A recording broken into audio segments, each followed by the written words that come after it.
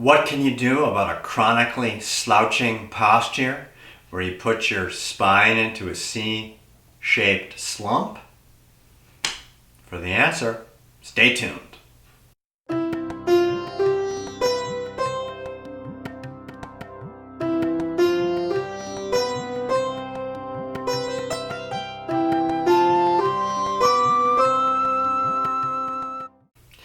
Many people in the modern world have the tendency to round their thoracic spine, the mid-back. The head is often forward of the shoulders, and oftentimes people are actually flattening their lower backs as well, their lumbar spine.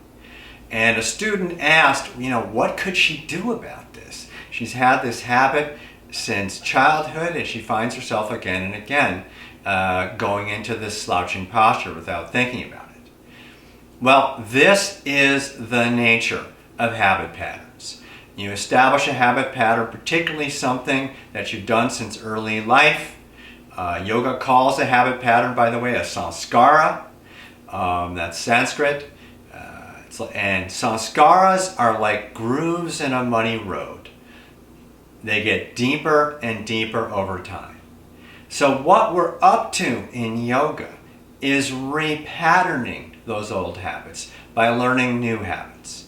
Now, oftentimes, when you've been slouching for years and years and years, it actually becomes almost impossible to stand up straight. Because what happens is the muscles in the front of the neck become very short.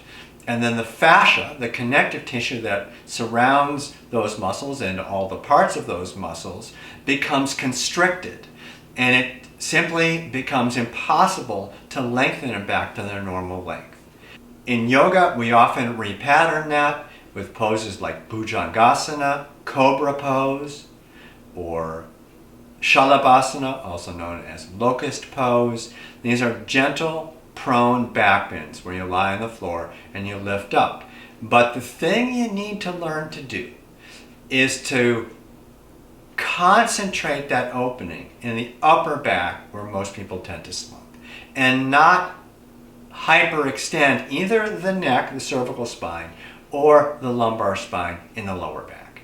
Okay? And that's something that yoga can help.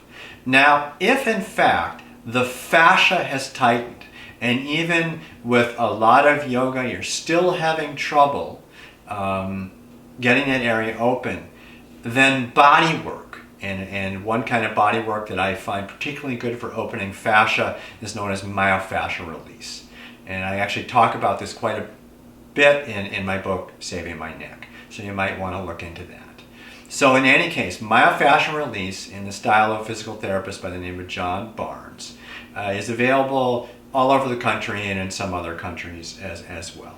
And there are also other systems of deep tissue work where they can work on fascia. I've had the best luck with MFR, but it's not to say that it's the only one that works. Okay, so in any case, yoga plus some body work plus mindfulness. And just as when we meditate, we continually notice that, oh, my attention started to fade. I was concentrating on my mantra, and here I am thinking about what I'm going to have for lunch.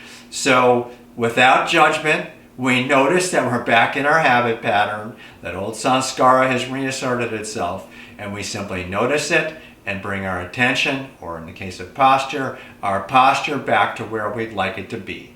And it's an exercise where we lose a focus and we bring it back again and again. And you repeat that pattern over time, and slowly, slowly, slowly, posture indeed can change. And I am proof of that. When I started yoga, my head was probably 6 inches in front of my shoulders and spine. And I've slowly brought it back over the years.